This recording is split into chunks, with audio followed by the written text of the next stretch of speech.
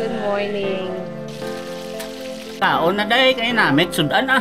Bili namin sa palengke fresh na fresh.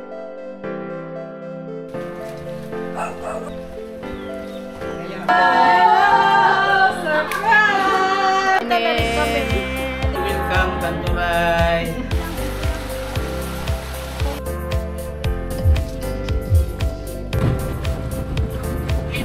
Malamig kasi yung hangin.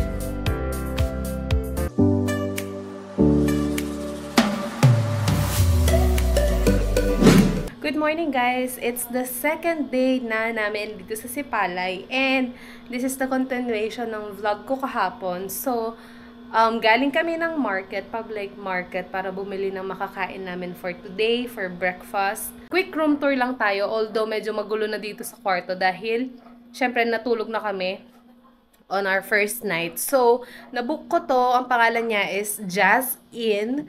Actually, January ko pa to nabook dahil sobrang limited lang ng options dito na kasya kaming lahat na 6.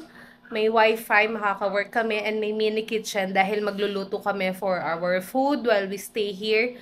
And by the way, we are staying for 6 nights dito. So, 'di ba, convenient kapag may kitchen, kahit papaano makakapagluto ng pagkain.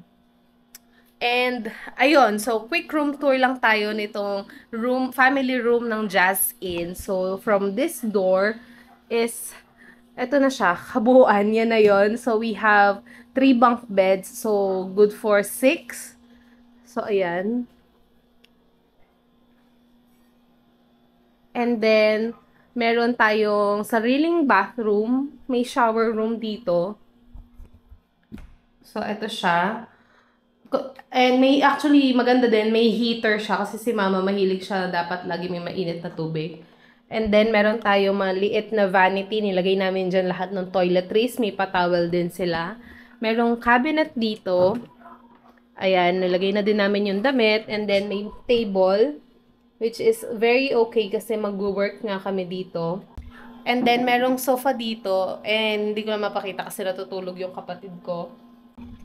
Okay naman yung room. So, ayan. Yan yung room natin. So, yun yung cabinet, CR, beds, sofa, extra table. And then, may aircon din tayo. And nakatulog na kami kagabi. And ngayon, nasa labas sila. Nagbe-breakfast. So, check natin sila. Hi, guys. Good morning. So, ito yung mini kitchen na kasama nitong accommodation. So, meron kaming mini dining area dito. So, ayan, nagko-coffee sila. Bumili kami ng isda, yellowfin. Prituhin namin for our breakfast today.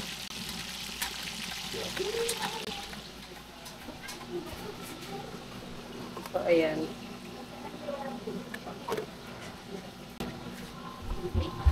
And very convenient and malapit kasi sa dagat. So, expect natin na maraming seafood ang makakain natin.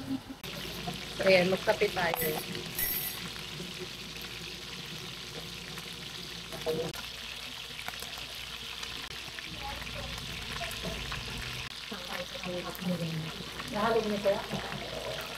So, umakyat kami. Mayroong isang room dito na meron siyang parang rooftop nook. Kapihan or inuman session. Pwede dito. So, dito tayo magkape. And ang view niya, mga bahay. Mga view. Sa baba nito is yung room for 2 guests. So, pero pwede to para sa lahat yata. And then, eto sila mama. So, ito yung place namin. Yun yung kung saan kami nagsistay. Ayun sila mama. Nagkakape sila. Tapos ito, para mini office ng may-ari. May ref dyan. Pwede kaming makalagay ng mga gamit. Te! So, ayan. Very local yung vibe natin. Kasi as in talagang sa neighborhood. Like, sobrang tahimik lang. It's a Sunday morning. Like, may Sunday music ng radyo. Tapos may mga naliligo na. Kasi ang kalma nung beach. Like, pwedeng liguan. Like, yung itong kabilang kwarto na katabi namin. Naligo na sila. Like, yung mga kids nila. Naligo na sila. Kakain na tayo. Ulam na. Kaon na day. Ano yun pa? Ano yun? Kaon na day. Kaya namin sudan ah. So, ulam namin is Pag narinig ni Sabana. yellowfin. Nabili namin sa palengke, fresh na fresh. Pinrito lang namin and itlog. Kain tayo. Kaon na mo. Hindi matigas. Malambot. Bago sariwa eh. Hindi kasi parang matigas pag ano. Mura para sa atin to, kaya mag-seafood tayo ng mag-seafood. Gano'n ng tuna. Nabibili sa ano, kasi nga frozen na dumadating sa atin nila. Ito. Nakalipon.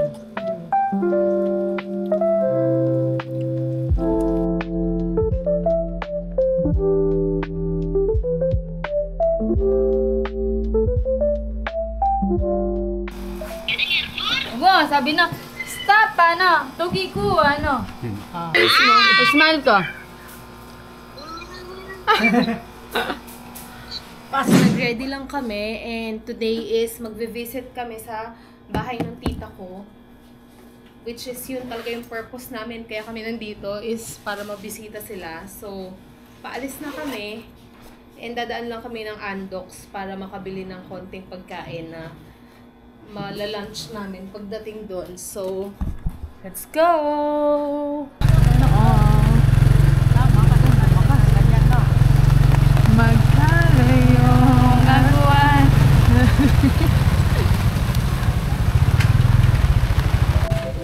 Kahit ano? Kahit ano ulit.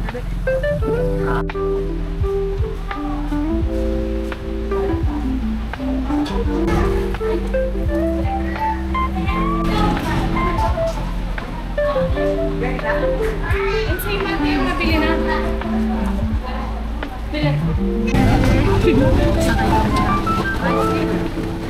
Grabe yung mga tricycle dito. 6 kami.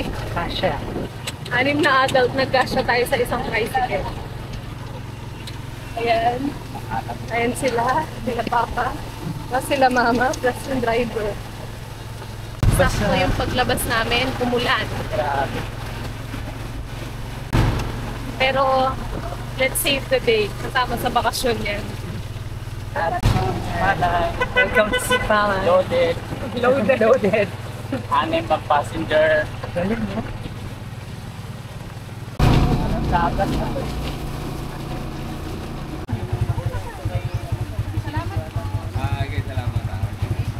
Hi guys. Papunta na kami kila tita.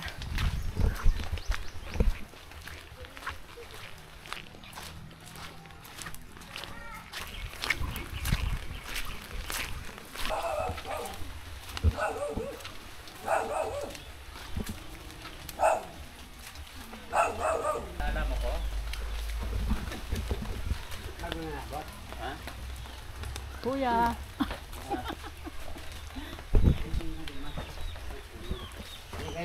Hello po.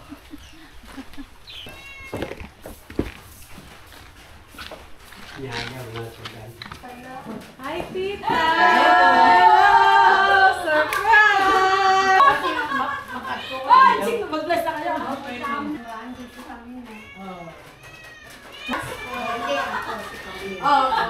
Bless ako.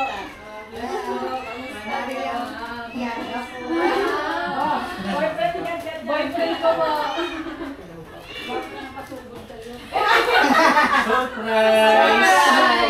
Kasi pag pinaplano, hindi matuloy.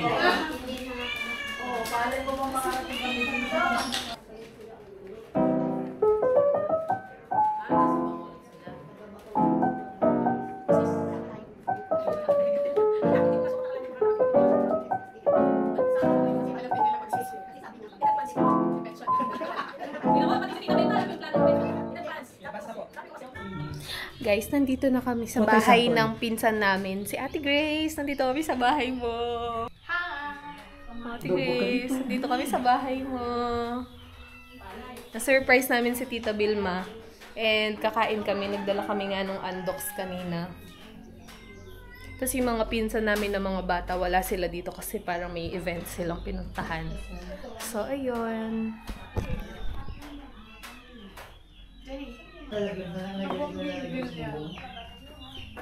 Hello. Ito.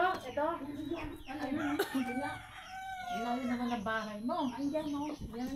Hi ka muna sa video ko. Oo, ang lawak ako ng... Ay, okay lang yan. Hi ka, hi ka.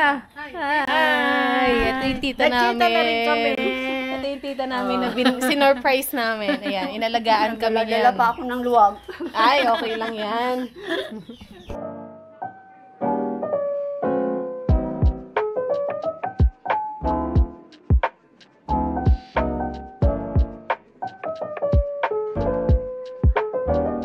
Hello, hi, welcome Kanturay. Siya nga taga-kausap namin dahil kinakausap kami ng Bisaya, di naman kami marunong. Kasi tatagan kayo pag nag-Ilonggo siya, hindi siya maloko. Para lokal na lokal. Ha? Nakapasyon agad na dyan. Walang plano. Tatay mo na oh.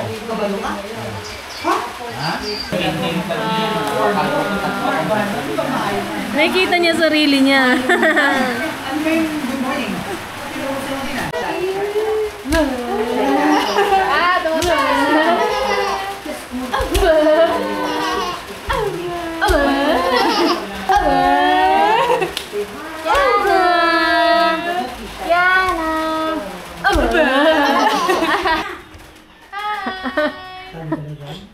Ayan natin. Mahiya.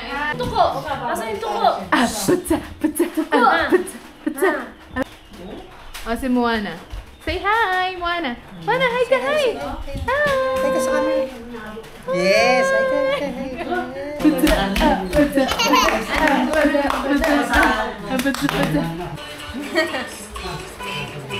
Beep, beep, beep. Tutur daw kami ni tita. Papunta dito sa dati niyang bahay. Excuse me, passing.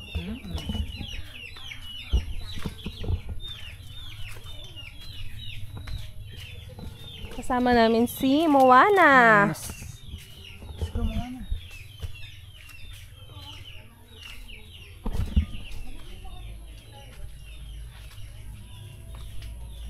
Ito yung dati. Yung bahay ko. Yung Asan po? ako, ang laki-laki, hindi pa naman hinog. Alin, Saan po alin. bahay niyo? Ito na? Oo, yan. Ito.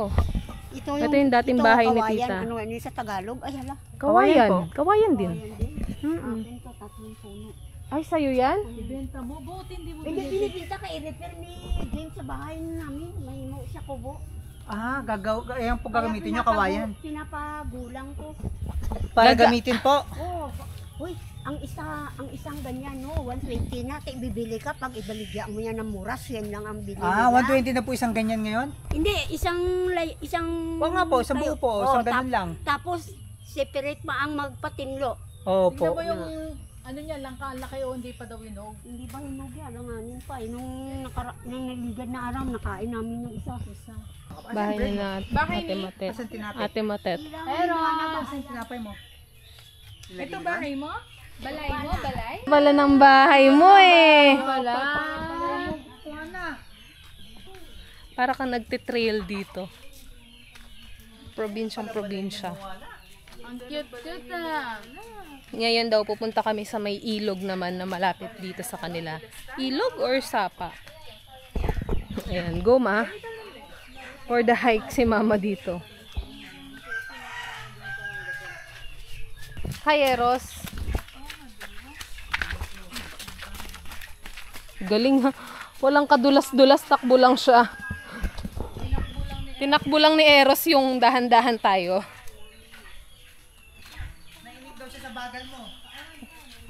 Wait lang, nape-pressure ako.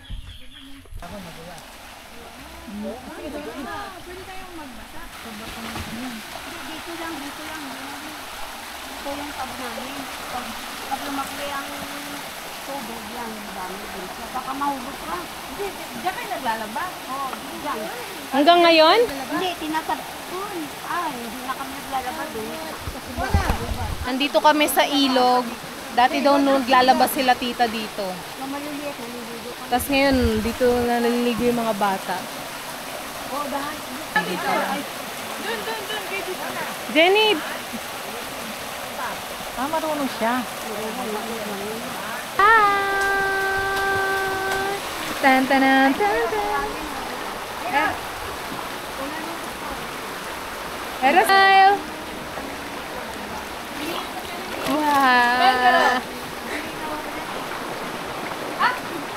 Paliligo mo?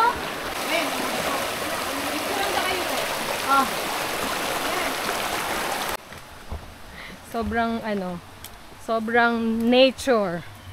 Sobrang ganda. Alam mo, Sobrang may Jesus eh. Alam talagang may Jesus. Talagang yung mga napuntahan natin, yung ilog, labahan, yung ilog sa Pampanga can't relate. We're in the wilderness. Adventurous na mga tricycle dito, guys. Ang laman niya 7, kasama yung driver.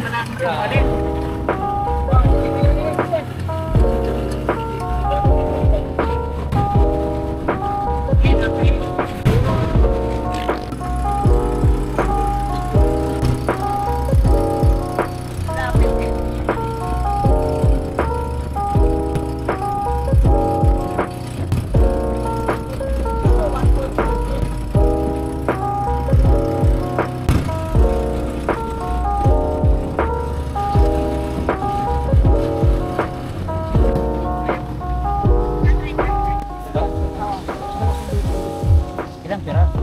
10 daw.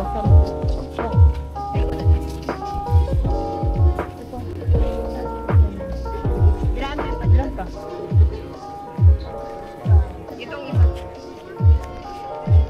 Bumili kami ng mais na inihaw. Makakaita pa akong harap. Sampu naman yun eh. Nakakulang pa. Lambot. Okay. Bagong harvest yan ba? Bagay. Sinubang mais. Inihaw na mais habang naka-tricycle ka.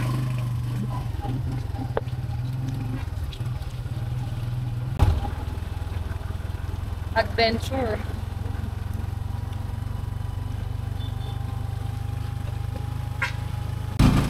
Hi.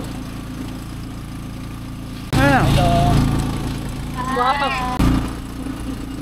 6 p.m. na siguro, nakabalik na kami ng accommodation and second day namin, ngayon pala kami magsiswimming ng mag-aalas 6 ng gabi. So ayan, and siguro diretso dinner na din kami after nito para the whole day maulan. Kahit no pauwi kami, umuulan. And ngayon, umaambon na naman ulit. So, hindi ganun ka-striking yung sunset today. Pero, maliligo pa rin kami. Yes. Walang makakapigil sa amin. Walang makakapigil sa pagbi-beach. Para masulit daw. Guys, bumili ako ng picnic mat para may upuan yung nanay ko na taga-bantay ng gamit. Sobrang calm ng tubig. Kasi maglatag mo din mga kanina. Kasi kayong Boracay, pinaparent to. 100 isang oras. Oo. Kahit sa La Union, ganun. Kaya kung hindi malong yung dala ko, bumili na ako ng ganito. Bibili ako nito pangharang ko doon sa tindahan. O, di ba nagustuhan agad ng mother ang picnic mat ko. Anong tawag dito? Picnic mat. Warm na daw yung tubig. Hindi ka maliligo? Hindi maliligo, malamig. Hindi malamig, warm yung tubig. Kaso nga lang malamig kasi yung hangin. Pero wala kayo naririnig na alon, ganun kakalma yung tubig. Gusto ko doon, no, para nakikita ko kayo.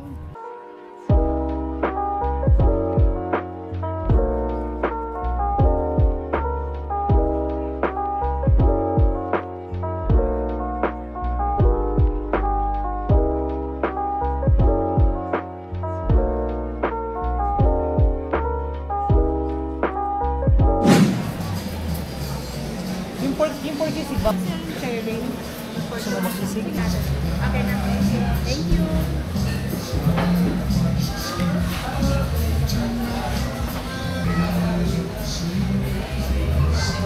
Dito ulit kami sa kinainan namin kagabi. Hindi, ba to? Dito kami sa Hylas. Recommended nung pinsan namin na taga dito. Recommended ni Ate Grace. Masarap daw dito. So, tinry namin. And Naka-order na kami, nintay lang yung food. Nag-swimming din kami kanina. Syempre, hindi ako nag-vlog. Pero ang sarap ng tubig. Sobrang warm. Tapos umuulan-ulan. Di ba po? Picture. Kung ano pa yung huling dumating sa ako yun. Abe mo yung food. Kaso na kaya? Wala silang gloves kaya. Masarap yung food dito sa Kailas. Very good food recommendation, Ate Chris. Bakit? Yan lagyan yun, magkasakit ka pa. Get 2 rice.